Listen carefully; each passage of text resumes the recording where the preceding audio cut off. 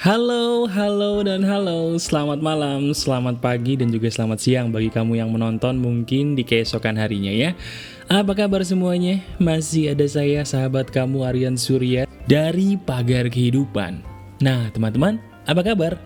Gimana kemarin seminggu belakangan ini? Apakah seminggu kemarin adalah hal yang baik buat kamu? Apakah seminggu belakangan kemarin banyak terjadi hal-hal yang mungkin bisa membuat kamu menjadi sedih? Nah, walaupun kamu sedih, nggak apa-apa. Kali ini saya akan kembali membicarakan sebuah hal yang berhubungan dengan kisah-kisah yang dilukiskan oleh sahabat Pagar Kehidupan yang mengirimkan emailnya kepada saya. Betul, bagi kamu yang ingin juga mungkin curhat kepada saya dan ingin dibacakan di video-video curhat Pagar Kehidupan, bisa banget. Caranya tinggal kamu lihat di bagian deskripsi video ini. Silahkan kamu ikuti satu persatu. Nah, bagi kamu yang sudah mengirimkan email kamu banyak sekali.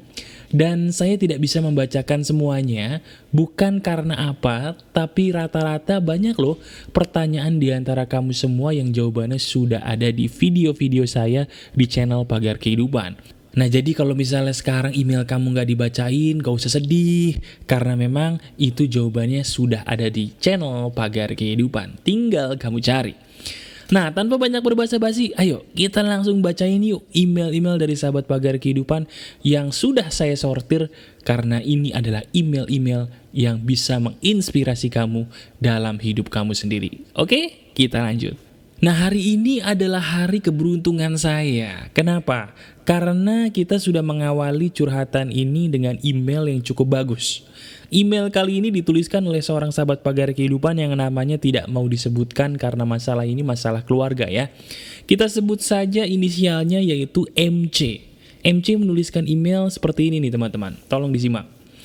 Terima kasih untuk kesempatan yang diberikan Mas Aryan Surya. Jika berkenan tolong namanya dirahasiakan saja. Oke. Jujur saja, curhatan ini sebenarnya berisi aib dan luka yang sangat dalam bagi saya hingga saat ini. Nah, berikut latar belakang saya di dalam keluarga yang mana latar belakang ini membuat saya menjadi memiliki masalah besar dalam hidup saya.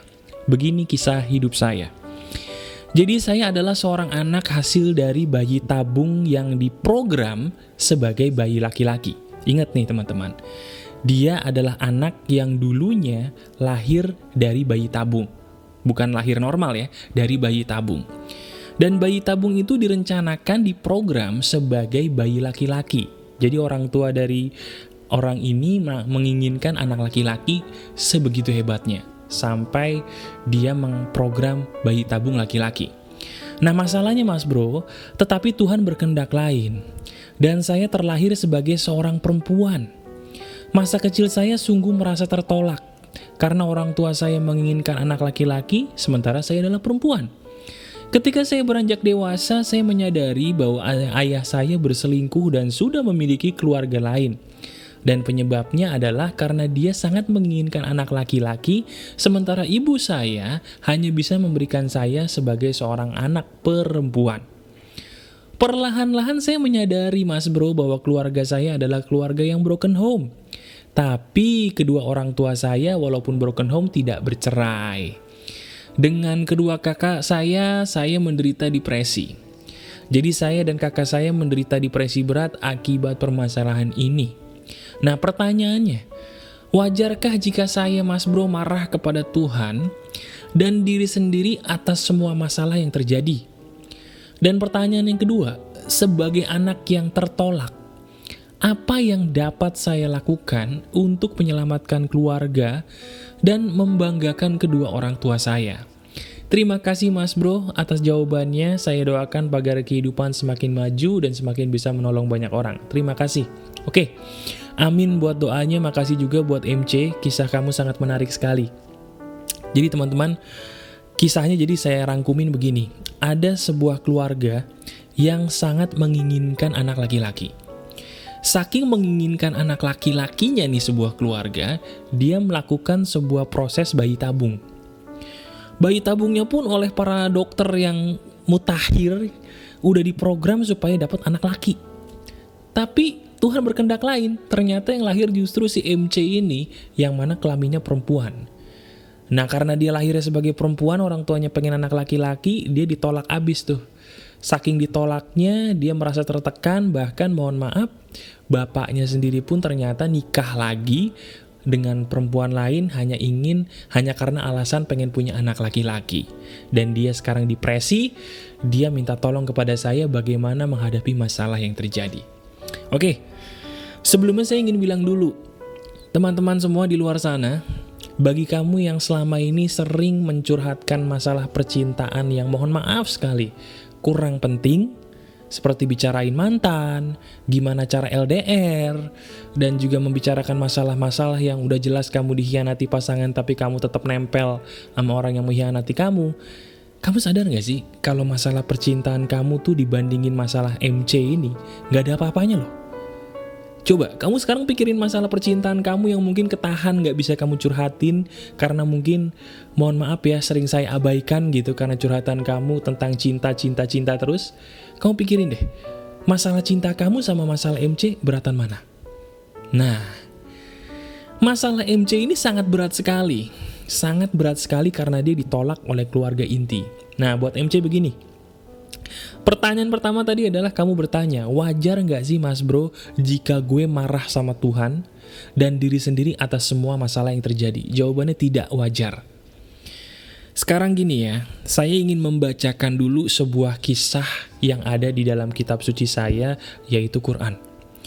Saya bukannya sok suci, tapi saya senang sekali setiap hari membaca Quran Arab dan terjemahannya, karena itu sangat menginspirasi. Saya terinspirasi justru dari kitab suci saya sendiri. Nah, di situ, di dalam kitab suci saya, ada sebuah kisah yang mirip sekali dengan kisah kamu. Kisahnya begini.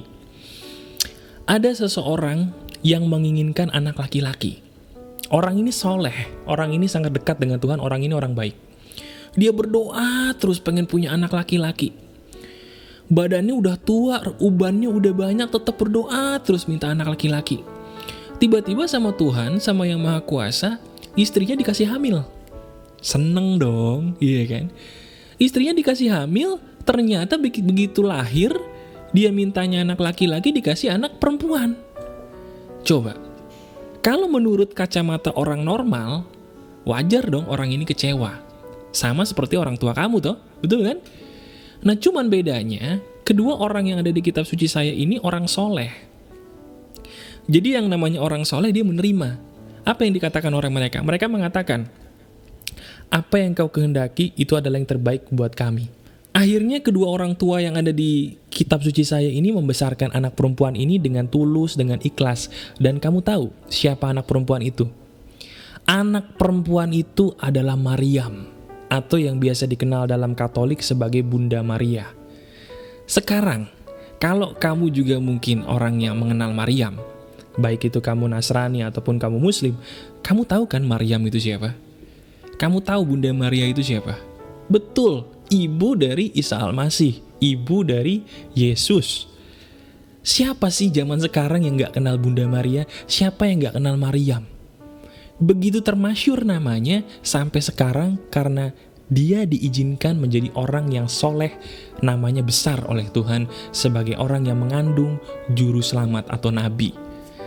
Nah sekarang, kalau dari kisah itu, sebenarnya jawabannya sama seperti kisah kamu. Apa yang dikehendaki Yang Maha Kuasa itu selalu baik. Cuman manusia ini keterbatasannya gak bisa dipungkiri bahwa kita ini sebagai manusia suka sok tahu.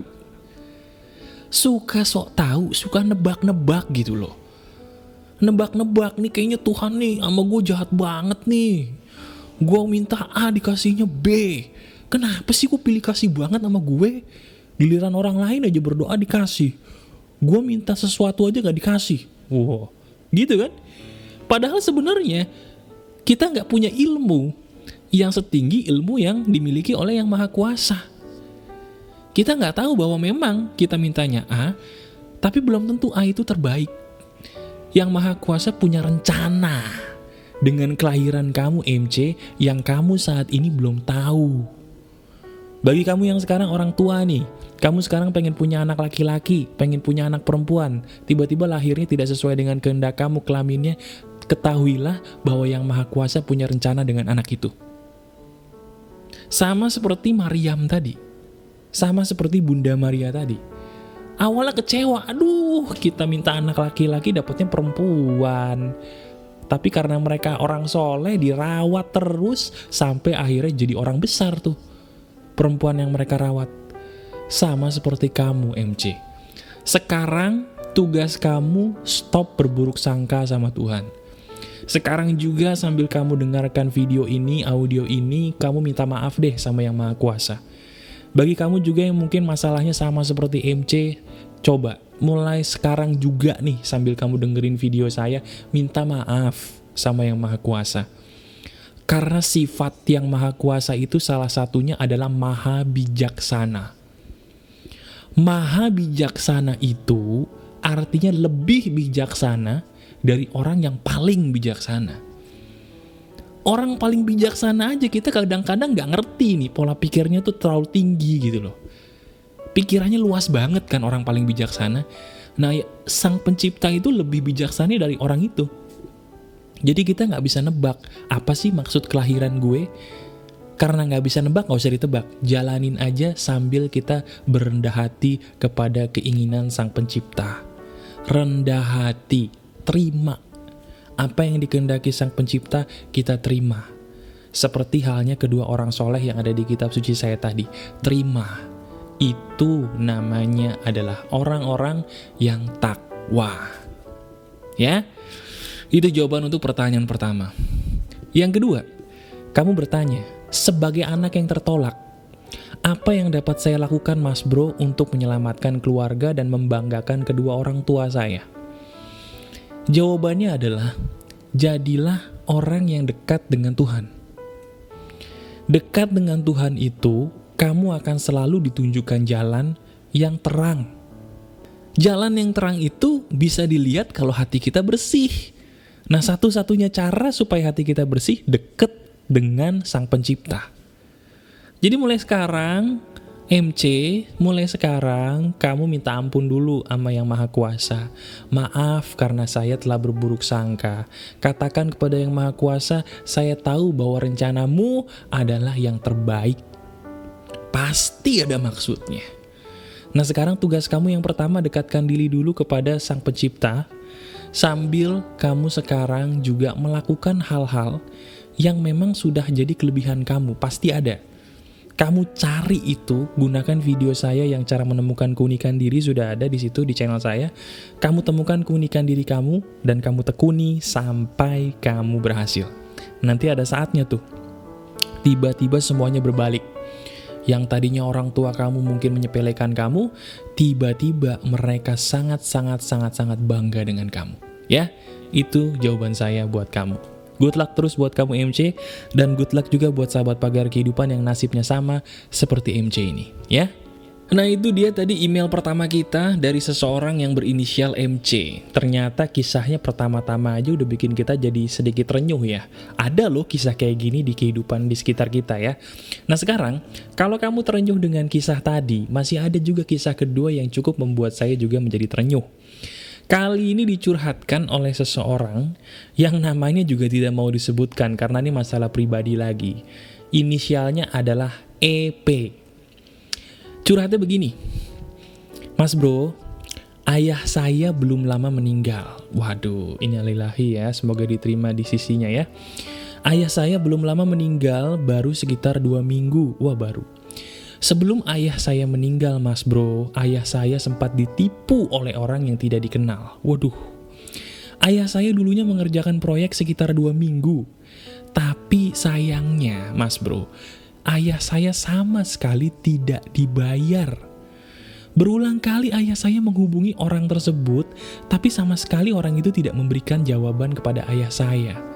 Sampai akhirnya ayah saya jatuh sakit dan meninggal. Aduh, setelah saya mendengar kabar itu bahwa ayah saya meninggal dan sakit gara-gara tidak dibayar, saya benci sekali dengan orang yang sudah menipu ayah saya. Saya sudah berusaha sekuat tenaga untuk memaafkan dia, Mas Bro, tapi seringkali pikiran saya ini masih teringat dengan kejadian yang memilukan kepada ayah saya tersebut. Nah, saya minta tolong sama Mas Bro, tolong kasih saya pencerahan. Karena saya juga tidak mau menjadi orang pendendam kepada orang yang sudah menzolimi ayah saya. Terima kasih Mas Bro, terima kasih, dan terima kasih. Oke, buat EP, ini kisah kamu adalah kisah yang sangat membuat saya juga menjadi terenyuh, menjadi sedih, karena memang 2 minggu tuh baru banget ya teman-teman ya. Kita berdoa semoga ayahnya EP diterima di sisinya, diberikan ketenangan, dan bisa pergi dengan tenang ke alam yang semestinya dengan lapang. Amin. Nah, kalau kita lihat kisahnya EP ini, kita berbicara mengenai ketidakadilan. Pertama gini buat EP, yang namanya hukum dalam semesta alam itu sebenarnya adil. Kalau sebuah karma itu ditanam dengan karma baik, kamu pun akan menuai sebuah hal yang baik-baik. Tetapi sebaliknya, kalau kamu menanam karma buruk, kamu pun akan menuai segala sesuatu yang buruk seperti yang kamu tanam. Ini berlaku buat semua keyakinan, semua agama, maupun orang ateis. Nah, kenapa saya ngomong ini tiba-tiba? Kebanyakan orang dendam itu nggak terima. Pengennya kalau orang dendam itu, pengen orang-orang yang membuat kita jadi sakit hati itu mengalami rasa sakit yang sama seperti kita. Itu kan orang dendam ya. Kamu lagi sakit hati dengan mantan bos kamu, mantan suami istri kamu, mantan pacar kamu dendam, pengen mereka juga sakitnya sama seperti sekarang kamu sakit kan. Betul apa enggak? Nah, perasaan itu adalah perasaan yang racun. Nggak boleh. Karena itu membuat kamu jadi nggak nyaman dalam menjalani hidup, energi kamu jelek. Nah, cara mengobatinya, kamu harus tahu dulu bahwa nggak perlu kita repot-repot mikir buat bales. Balesan itu pasti datang buat mereka. Karena udah hukum semesta alam, teman-teman. Apa yang kamu tanam akan kamu tuai, cepat atau lambat. Nah, sekarang EP ini dendam sama orang yang membuat bapaknya menjadi meninggal karena sakit. Itu wajar, itu manusiawi. Tapi yang tidak wajar adalah dendamnya kamu terlalu lama. Sekarang EP, kamu pikirkan bahwa bapak kamu almarhum juga tidak akan suka ngelihat kamu sedih, ngelihat kamu terbalut oleh perasaan dendam. Bapak kamu bisa nggak tenang loh. Ntar bisa-bisa nggak pergi-pergi ke alam berikutnya. Kasian. Jadi penasaran, rohnya tidak bagus ya. Nah, supaya ruh beliau menjadi tenang, kamu sendiri pun harus bisa ikhlas. Cara mengikhlaskannya nomor 1, kamu sadari bahwa karma itu ada. Tabur tuai itu ada. Yang maha kuasa itu adil. Orang yang menzolimi bapak kamu ini juga nanti kena karmanya. Cepat atau lambat. Jadi kamu gak usah pusing mikirin pengen bales atau enggak usah. Itu yang pertama. Yang kedua, pikirin bapak kamu. Loh, maksudnya gimana? Jangan sampai ketidaktenangan kamu ini membuat ruh bapak kamu tertahan untuk pergi ke dimensi yang lebih tinggi. Karena mereka sebelum pergi pasti akan ngeliat keluarga dulu kan. Ini keluarga saya gimana nih? Tenang apa enggak? Damai atau enggak? Kalau kamu nggak tenang, nggak damai, dia nggak pergi-pergi. Beneran, serius ini. Jadi supaya mereka bisa pergi, orang-orang yang sudah tidak ada, bapak kamu bisa pergi, kamu tenangin dulu dengan cara terus berdoa. Kalau kamu muslim, jangan tinggalin sholat. Menangislah, tapi jangan ditahan. Karena menangis yang ditahan itu, yang sebenarnya membuat orang jadi susah move on. Aduh bro, gue kalau nangis kayak cewek bro, gue kalau nangis kayak cewek. Akhirnya gak nangis-nangis, gak move on loh. Iya kan? Perempuan kalau move on lebih cepet loh. Kenapa perempuan kalau move on lebih cepet? Karena dia kalau nangis gebiar. Aku tidak terima, biar nangis, ya kan? Tapi habis itu move on. Lah kalau cowok mau nangis, gue mau nangis, takut. Kenapa lu nangis takut? Gue takut dibilang cewek. Gue gak bisa ditahan-tahan gitu. Akhirnya tiba-tiba stres. Move onnya lama banget. Dari zaman Jepang pergi sampai balik lagi dia kagak move on. Ya ampun. Iya kan? Loh, itu perumpamannya gitu. Nah sekarang jadi buat kamu EP, udah. Sekarang pikirin 2 hal tadi, gak usah sibuk-sibuk dendam. Yang kedua, pikirkan bapak kamu, karena beliau nanti tidak tenang. Tenangkan diri kamu dengan terus berdoa kepada Yang Maha Kuasa. Biarkan Yang Maha Kuasa yang ngurus semuanya. karena tabur tuai itu ada. Oke? Buat EP, tenangin diri kamu, kalau perlu menangis, menangislah segebiar-gebiarnya, sekeluar-keluarnya, karena itu yang bisa membuat kamu nanti jadi cepat move on. Jangan ditahan nangisnya, tapi jangan lupa juga berdoa. Oke? Masuk akal ya? Ya, kita doakan ya. Semoga EP diberikan kesabaran dan kemudahan. Amin. Nah, gimana? Dari 2 kisah sahabat pagar kehidupan ini kita sudah bisa fokus banget ya. Pasti di antara kamu nih sekarang lagi fokus-fokusnya nih, lagi mikir ternyata masalah di luar sana banyak yang lebih berat ya dari masalah gue. Nah, ya memang begitulah manusia teman-teman. Harus ngelihat masalah orang lain dulu baru sadar, iya ya, ternyata masalah gue gak ada apa-apanya loh dibandingkan mereka. Nah, kali ini email ketiga akan langsung saya bacakan. Email ini ditulis oleh seseorang yang bernama Niko. Assalamualaikum saudaraku. Waalaikumsalam. Saya tahu Anda bukan seorang ustadz, tapi mungkin tidak ada salahnya nih saya bertanya. Pertanyaan saya sederhana Mas Bro. Menurut Anda, kenapa ya ketika saya beribadah, yaitu sholat, seringkali hati ini berprasangka buruk kepada Allah? Saya sudah berusaha untuk berpaling dari prasangka buruk, tapi masih saja prasangka itu selalu hadir. Mohon solusinya, terima kasih. Waalaikumsalam. Itu karena kamu tidak pernah mendengarkan terjemahan dari kitab sucimu sendiri. Kamu nih sholat, iya alhamdulillah. Tapi kamu gak tahu kenapa sih gue harus sholat? Bahkan mohon maaf nih, saya nanya sama kamu Niko, kamu jawab aja dalam hati. Kamu pernah gak baca terjemahan kitab suci kamu sendiri? Pernah gak? Kalau kamu pernah, kamu gak mungkin berburuk sangka. Ada sebuah ritual baru yang saya lakukan teman-teman, baru beberapa minggu nih, baru banget. Ritual saya adalah begini, ketika saya beribadah yaitu sholat, habis saya sholat, saya langsung ambil handphone saya puter aplikasi yang judulnya Audio Quran Indonesia, kalau nggak salah. Kamu bisa cari tuh, di Android banyak. Nah di situ ada aplikasi di mana bisa membacakan Arabnya Quran, habis dibacakan Arabnya dia juga bacain artinya. Di situ saya rasanya tenang bukan main. Karena Arabnya aja bikin tenang, apalagi artinya gitu kan. Dua-duanya juga bagus, Arab dan Latinnya dan artinya. Nah kamu juga sama Niko. Selama ini kamu beribadah hanya untuk sekedar ritual. Kamu gak ngerti makna ibadah kamu tuh kenapa sih kok gua harus sholat. Nah, obat saya buat kamu, coba deh, di handphone kamu download aplikasi audio MP3 Quran Indonesia. Karena kamu kan muslim nih. Puter audio itu, dengarkan indahnya orang itu mengaji, dan juga dengarkan artinya. 1 hari 10 menit aja setiap kali sholat. Jadi habis sholat 10 menit dengerin, habis sholat 10 menit dengerin, terus aja, pasti kamu tenang deh. Dari situ kamu baru tahu, oh iya ya, ternyata Allah itu baik loh. Bener juga nih apa kata Quran nih. Nah, dari situ nanti ibadah kamu berubah. Itu yang terjadi sama saya. Ketika saya melakukan ritual baru ini, teman-teman, saya jadi lebih tenang dan lebih berbaik sangka sama Yang Maha Kuasa. Kenapa? Karena saya baca kitab sucinya sendiri. Selama ini kan mungkin banyak di antara kamu jago ngaji, alhamdulillah bagus, tapi nggak pernah baca terjemahannya. Sayang banget. Padahal dua-duanya bagus, baca Arabnya bagus, terjemahannya pun bagus.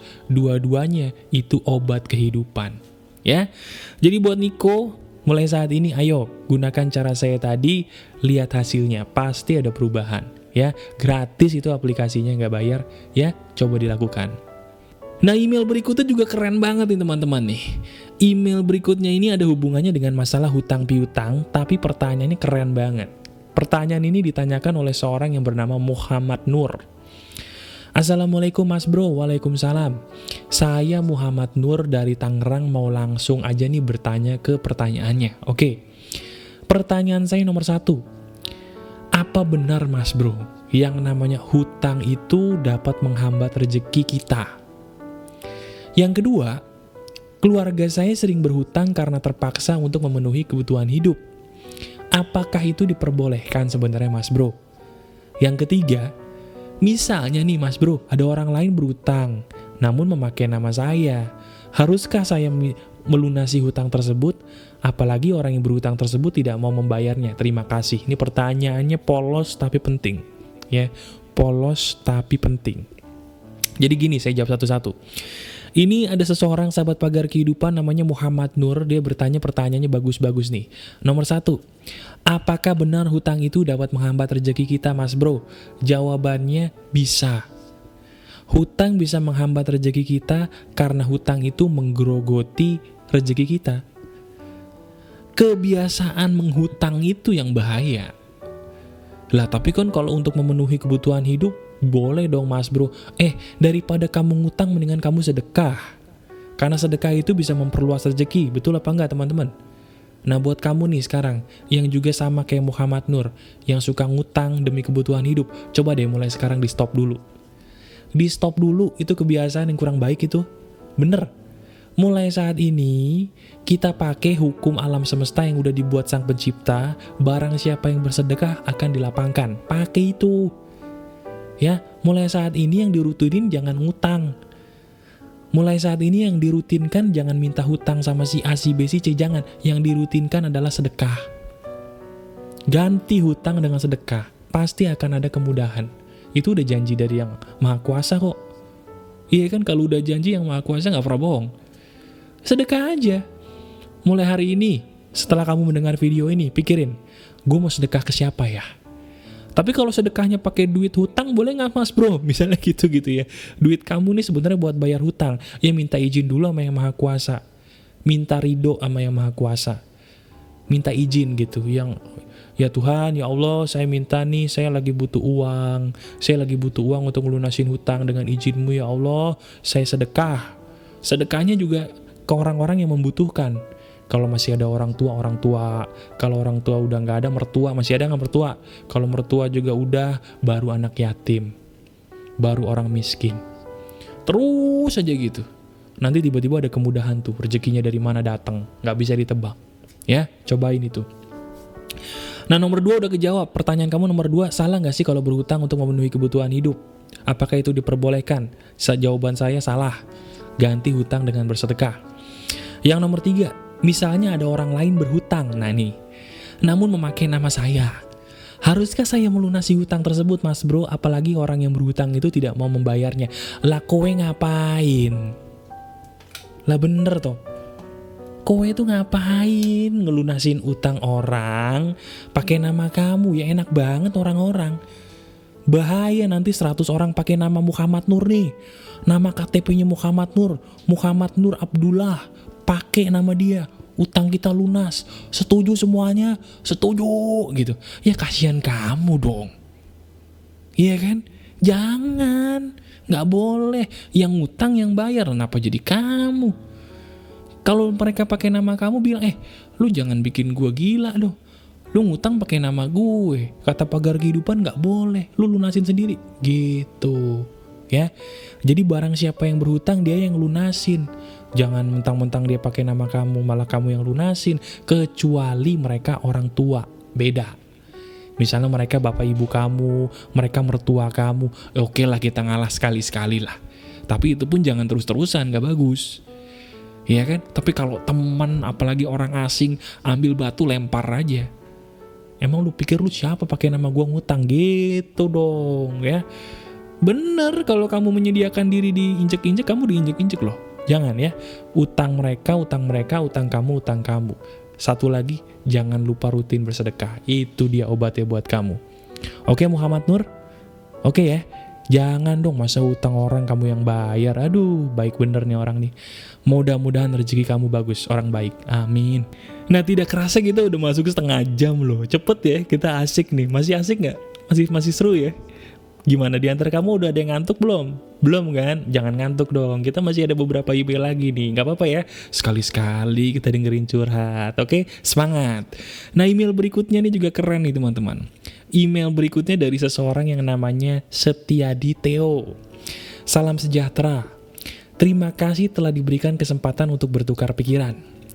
Saya ingin bertanya nih Mas Bro tentang topik yaitu don't rush anything when the time is happen. Saya menganggap ini dalam konteks rezeki. Wah, artinya apa tuh Mas Bro tadi bahasa Inggris? Artinya gini, jangan terburu-buru dalam segala hal, kalau udah waktunya pasti terjadi. Artinya itu. Dia bertanya begini, Kebetulan saya bekerja self-employed. Self-employed itu kayak pekerja lepas ya. Pekerja yang bekerja mandiri, bahasa gampangnya gitu, wirausaha lah, bisa disebut wirausaha. Nah dia bertanya pertanyaannya sederhana nih. Kalau saya sebagai wirausaha, bener nggak sih pepatah yang saya sebutkan di atas tadi? Yaitu don't rush anything when the time it's happen katanya. Bener nggak sih Mas Bro bahwa kita nggak usah bekerja terlalu ngoyo? Karena apabila memang semuanya sudah waktunya terjadi, itu pasti terjadi. Jawaban saya bener. Bener. Nah teman-teman nih, pertanyaan Setiadi Theo ini sederhana, tapi saya ingin memperdalamnya supaya kamu paham. Kebanyakan di antara kamu bekerja itu terlalu ngotot. Ya, padahal sekali lagi saya bilang, ketenangan adalah sumber keberhasilan. Coba kamu katakan bersama saya nih, coba ya, ikutin. Ketenangan adalah sumber kemenangan. Sekali lagi, ketenangan adalah sumber kemenangan. Bener, jangan terburu-buru. Lu mau apapun, mau kerja karyawan kek, mau lu kerja lepas kek, wirausaha, dalam hal apapun, bahkan bukan cuma bekerja. Ketenangan adalah kemenangan. Orang-orang ngefitnah kamu, ngejatuhin kamu, nuduh-nuduh kamu, tenang aja. Tenang wes.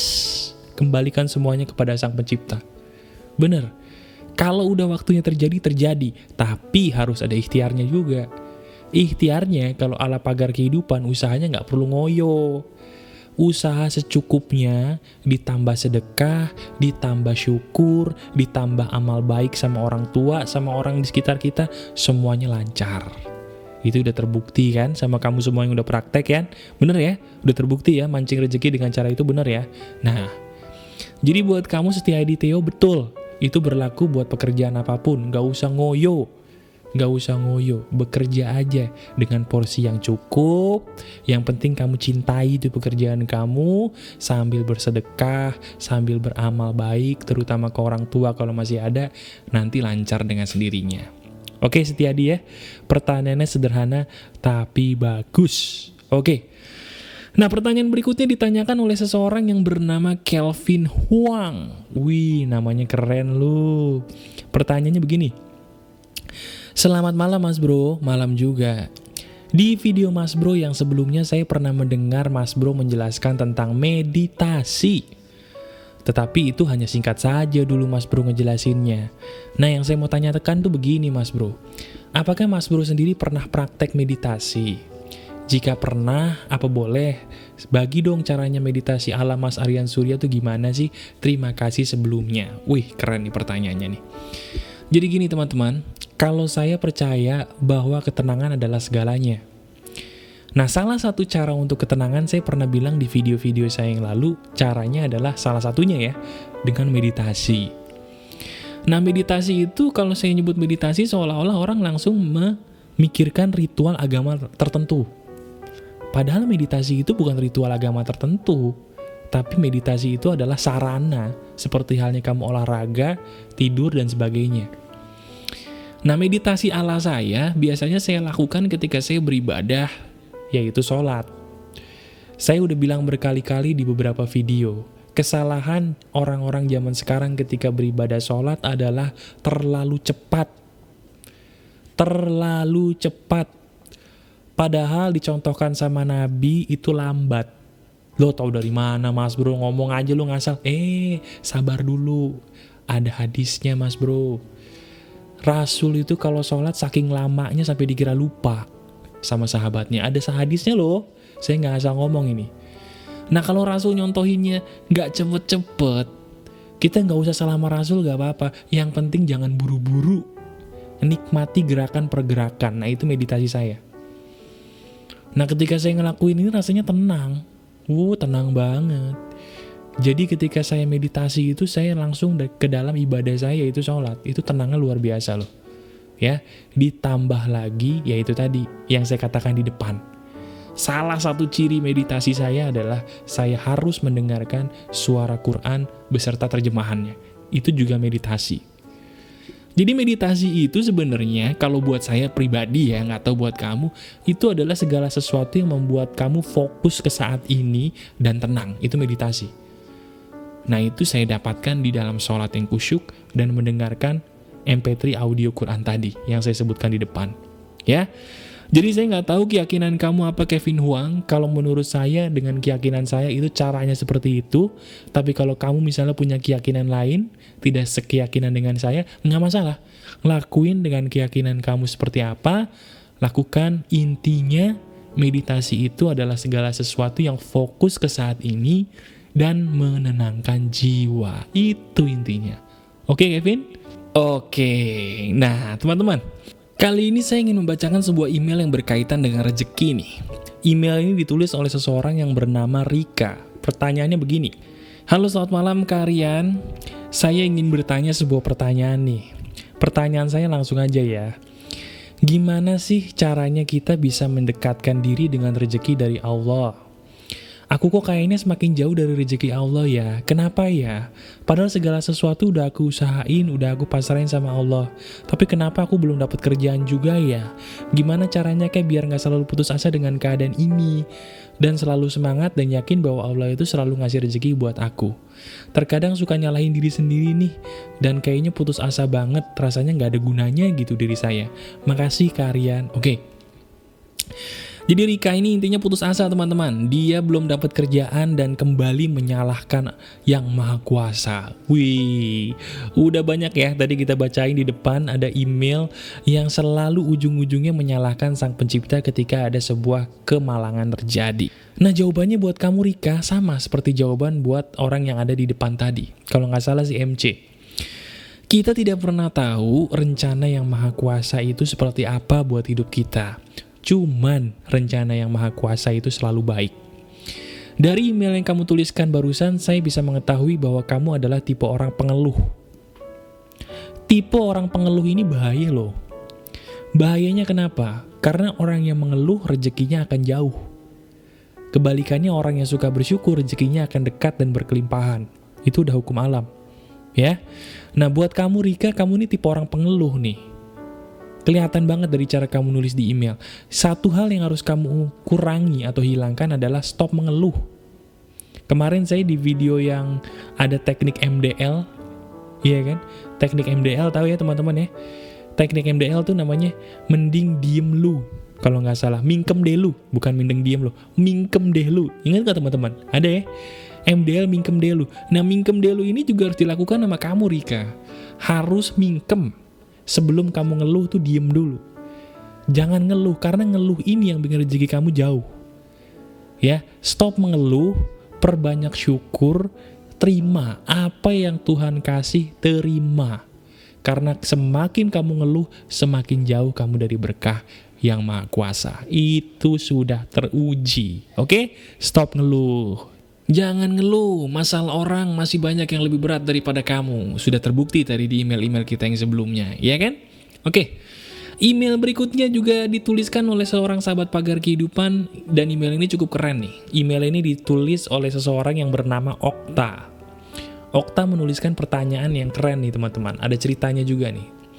Assalamualaikum, waalaikumsalam. Sebelumnya saya ingin mengucapkan banyak terima kasih untuk pagar kehidupan, khususnya Mas Aryan Surya yang telah banyak memberikan inspirasi dan juga menjadi jalan perubahan untuk hidup saya dan teman-teman menuju hidup yang lebih baik dalam segala hal. Amin. Terima kasih kembali. Begini Mas Aryan, selain dengan mendoakan, apa sih yang harus kita lakukan untuk menghadapi orang tua yang tidak adil sama kita? Jadi masalahnya tuh adalah begini. Saya punya orang tua yang perilakunya tidak adil kepada saya. Yang jadi masalah adalah ibu tiri saya itu bersikap berlebihan kepada adik angkat saya. Ditambah lagi, ibu tiri saya sering bersikap dingin kepada saya. Jadi dia ini anak angkat nih teman-teman. Jadi untuk komunikasi pun terkadang saya malas karena beliau pun yaitu ibu tiri saya seperti enggan berkomunikasi dengan saya. Yang jadi sedihnya adalah ibu tiri saya itu punya sikap seperti ini. Ada uang aku disayang, gak ada uang aku dimusuhin. Waduh, parah juga ya. Nah sementara aku juga punya banyak target yang harus aku penuhi. Cuman targetku ini butuh waktu. Padahal nanti ujung-ujungnya ketika target saya terpenuhi, hasilnya pun buat mereka juga nantinya. Gimana ya mas, padahal untuk mewujudkan goal-goal saya butuh dukungan juga dari keluarga. Terima kasih Mas Aryan untuk dibacakannya curhat saya, mohon solusinya. Wassalamualaikum, waalaikumsalam. Oke, Pertanyaannya bagus dari seseorang yang bernama Okta. Jadi intinya dia adalah anak angkat teman-teman, punya ibu tiri dan juga punya adik angkat ya, punya adik angkat. Nah, ibu tirinya ini seperti kisah di Bawang Merah Bawang Putih, ya kan? Ternyata ibu tirinya ini memperlakukan dia tidak sama seperti ibu kandung, dimana dia pun dimusuhi, merasa dianaktirikan, maksudnya dianak bawangkan gitu ya, dia nggak dihargai, dan lebih parahnya lagi, ternyata kalau ada uang baru disayang, kalau nggak ada uang dimusuhin. Waduh. Nah, dia bertanya, gimana dong caranya mas bro, supaya gua nih bisa mencapai goal, sementara gua kalau mau mencapai goal harus ada dukungan dari keluarga, sementara keluarga gue begitu, gimana? Tolong bantu gue. Kalau buat kamu Okta, jawaban saya begini. Kita memang butuh dukungan dari keluarga untuk sukses, betul. Tapi kita tidak boleh bergantung dengan mereka. Sekali lagi saya ulangin biar kamu jelas. Kita memang butuh bantuan keluarga untuk menjadi sukses, dukungan keluarga untuk menjadi sukses, betul. Tapi tidak boleh kita bergantung dengan mereka. Artinya apa? Artinya adalah begini. Kalau saat ini keadaan keluarga kamu memang belum mendukung untuk memberikan dukungannya kepada kamu, jangan kamu paksakan. Karena pada dasarnya, kita hidup ini hanya bergantung sama Sang Pencipta. Mereka adalah manusia, walaupun mereka keluarga, belum tentu mereka bisa terus-terusan mensupport kita. Bukan cuman kamu Okta, orang-orang di luar sana juga banyak loh yang mengalami hal kayak kamu. Ya kan teman-teman? Ada nggak di antara kamu teman-teman yang sekarang mungkin lagi butuh bantuan atau dukungan keluarga, tapi mohon maaf ya keluarga kamu kurang mendukung gitu. Ada nggak teman-teman yang kamu problemnya tuh sama kayak Okta ini? Ada ya, bahkan mungkin banyak. Nah solusinya jangan bergantung kepada mereka. Kalau mereka mau mensupport kamu bagus, kalau enggak pun enggak usah dipaksain. Jangan maksa, jangan ngotot. Ada satu rahasia besar dalam hidup ini yang selalu saya pegang dan sudah terbukti benar. Rahasianya adalah jangan bergantung sama orang lain, titik. Loh mas bro, tapi kan kita makhluk sosial, boleh dong kita bergantung sama orang lain. Salah. Makhluk sosial itu bukan berarti bergantung sama orang lain. Makhluk sosial itu kita saling berbagi satu sama lain secara ikhlas. Kita yang berbagi loh. Bukan kita yang ngemis minta bantuan, bukan. Kita berbagi kepada orang lain, itu makhluk sosial. Jadi kalau misalnya Okta, jangan pernah ngemis dukungan dari mereka. Jangan. Ngemis ridho dari Yang Maha Kuasa. Itu aja yang perlu kamu ngemis. Jangan ngemis sama orang, ngemis kepada yang menciptakan kamu untuk menerima keberkahan. Itu. Ya, jadi buat kamu Okta mulai saat ini ganti mindset kamu dari yang tadinya mau ngemis kepada orang tua minta dukungan, stop, nggak harus begitu. Banyak orang sukses tanpa dukungan keluarga di awal-awal. Nanti begitu kamu sukses, nanti mereka pun pasti akan berubah jadi dukung kamu. Itu sudah sering terjadi pada orang-orang di luar sana, dan itu pula yang nanti terjadi pada kamu ya. Jadi pasrahkan diri kamu kepada Yang Maha Kuasa, fokus sembah Yang Maha Kuasa terus. Ya, jangan pasrahkan diri kamu kepada orang, tapi serahkan diri kamu kepada Yang Maha Kuasa. Nggak usah bergantung pada siapa-siapa, nikmati hidup secara mandiri dengan rahmat Yang Maha Kuasa. Itu aja, ya. Silahkan dilakukan. Nah, ngomong-ngomong soal keluarga, ini juga ada satu email yang berhubungan dengan keluarga nih. Karena ini berhubungan dengan keluarga, namanya dia minta disamarkan. Kita sebutkan saja inisialnya ya. Inisialnya adalah AZ. Pertanyaannya adalah begini nih. Assalamualaikum Mas Aryan, waalaikumsalam, semoga Mas Aryan selalu diberikan kesehatan. Sebelumnya terima kasih karena sudah diberikan kesempatan untuk curhat. Begini Mas Aryan, bagaimana sih menyikapi mertua yang pilih kasih? Karena aku adalah termasuk menantu dari keluarga ya boleh dibilang pas-pasan deh. Dan bagaimana menyikapi saudara ipar yang selalu menghina saya secara halus karena mereka lebih kaya daripada saya. Sekian dulu Mas Aryan, terima kasih atas jawabannya. Wassalamualaikum warahmatullahi wabarakatuh. Waalaikumsalam. Oke. Jadi ini permasalahan klasik ya. Permasalahan klasik tuh biasanya antara menantu mertua tuh udah dari dulu begitu ya. Coba bagi kamu yang sudah menikah nih. Sekarang gimana kondisi kamu dengan mertua? Biasanya kalau orang sama mertua tuh ujung-ujungnya ribut, ada selek-selekan ya. Entah kenapa, tapi itu biasanya adalah permasalahan yang klasik atau sudah umum. Nah begitu juga yang terjadi sama si AZ. Dia bingung gimana nih, kok mertua gue pilih kasih. Cara menghadapinya gimana? Cara menghadapinya kamu nabung, sedekah, dan berdoa sama Yang Maha Kuasa untuk keluar dari PIM. Loh kok PIM mas bro? Iya PIM, Pondok Indah Mertua. Jangan dong tinggal sama mertua. Ya tinggal mandiri. Jangan tinggal sama mertua. Itu memang sudah habitnya. Kalau tinggal sama mertua pasti gitu. Ya, bukan berarti kamu saya suruh untuk musuhin mertua, enggak loh. Hidup mandiri dengan suami kamu, tinggalkan mertua, tinggalkan Pondok Indah Mertua, pindah ke rumah pribadi. Itu yang nomor satu. Yang kedua, bagaimana cara menyikapi saudara ipar yang selalu menghina saya secara halus karena mereka lebih kaya daripada saya? Jawabannya abaikan. Abaikan. Karena mereka akan selalu menghina kamu kalau kamu pun menyediakan diri untuk dihina. Sekali lagi, kamu yang sering dihina orang, itu karena kamu menyediakan diri untuk dihina. Makanya kamu dihina. Nah solusinya jangan menyediakan diri untuk dihina, cabut dari dia. Susah amat, iya kan? Nah kalau memang dia sekarang tinggal serumah sama kamu, makanya saya bilang berdoa sama Yang Maha Kuasa, pakai sedekah juga supaya nanti bisa cepat pergi dari Pondok Indah Mertua. Ya, jangan gabung sama mertua kalau mertuanya kayak begitu. Lain kalau mertuanya baik, beda. Ya kan? Tapi kalau mertuanya gitu ya, udah waktunya kamu untuk hijrah, pergi dari situ. Ya, itu jawabannya ya buat AZ ya. Semoga ketemu jalan keluarnya. Semoga kamu dilapangkan.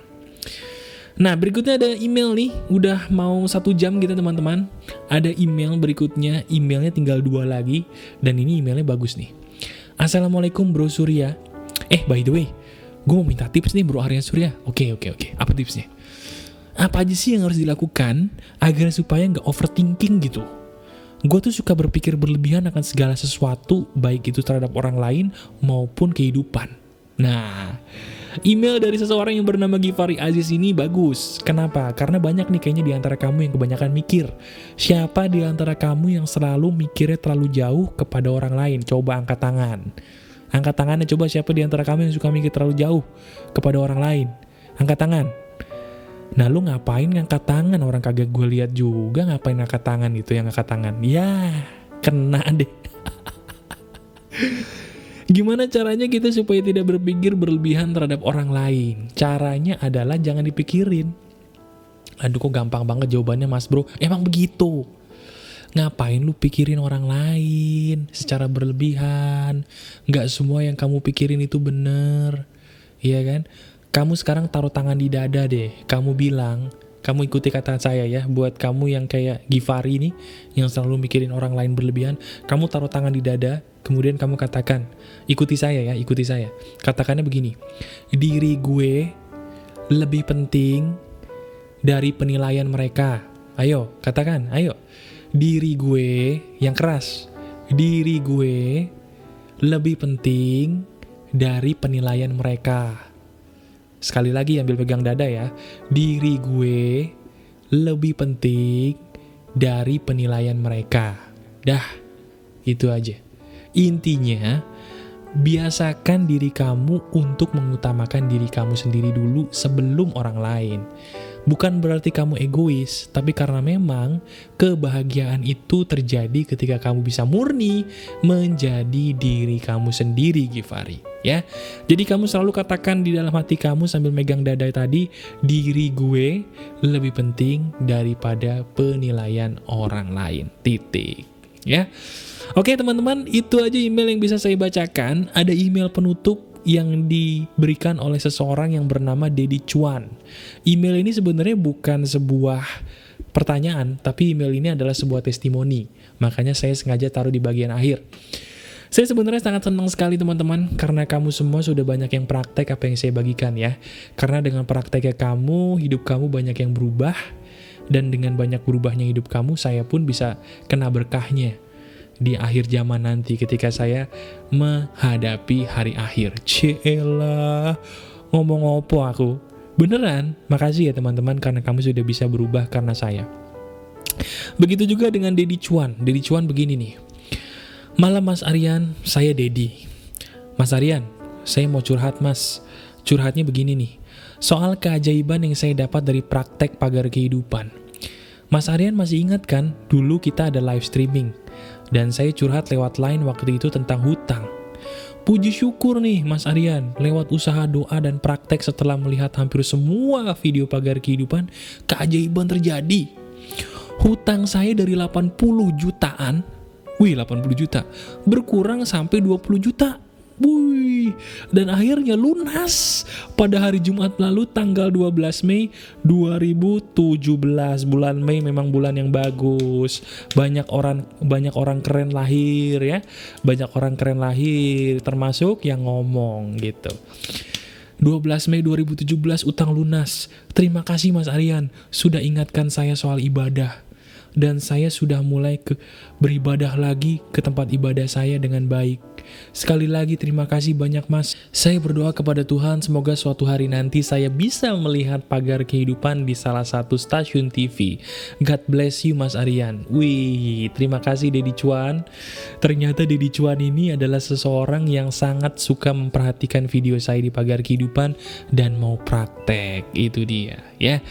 Saya sudah sering bilang teman-teman, kalau kamu mau berubah itu gampang. Praktekkan apa yang saya katakan, fokus, pasti hidup kamu berubah. Seperti halnya Dedi Cuan ini. Hutang 80 juta bisa lunas di bulan Mei pula. Bulan yang luar biasa spesialnya. Udah. Jangan memuji-muji bulan kelahiran sendiri, nggak bagus ya. Oke teman-teman. Saya sangat senang sekali karena email-email yang kamu berikan di hari ini termasuk email-email yang bagus. Saya senang ngebacanya, saya senang menjawabnya karena pertanyaannya semua rata-rata berkualitas tinggi ya. Jadi ini semua bisa kita petik ya, hikmah dari kisah yang sudah kita bacakan tadi. Hikmahnya adalah begini teman-teman. Setiap manusia itu akan menghadapi sebuah peristiwa yang mana peristiwa itu kebanyakan tidak bisa kita terima. Tapi sadar atau enggak, dari peristiwa yang tidak bisa kita terima itu sebenarnya ada rencana besar. Rencana besar dari Yang Maha Kuasa untuk sesuatu hal yang lebih hebat lagi di masa depan buat hidup kita. Nah, kebanyakan manusia tidak bisa menerima karena kita sebagai manusia keterbatasan ilmu jika dibandingkan Yang Maha Kuasa. Nah, oleh karena itu, ayo teman-teman, bagaimanapun kondisi kamu saat ini, ayo belajar mulai menerima apa yang sudah ditentukan oleh Yang Maha Kuasa dengan seikhlas-ikhlasnya. Karena bagaimanapun kondisi kamu saat ini, selama kamu dekat dengan Dia yang menciptakan kamu, kamu pasti akan dituntun ke jalan yang terbaik dalam hidup kamu. Oleh karena itu, yuk teman-teman, kita jadi orang baik, kita jadi orang yang damai, kita menjadi diri kita sendiri tanpa perlu menyalahkan Tuhan, tanpa perlu kita menyalahkan Sang Pencipta atas apa yang sudah terjadi. Terima apa yang terjadi, damaikan hidup kamu dengan terus berdoa kepadanya, dan dengan terus banyak berbuat baik kepada sesama.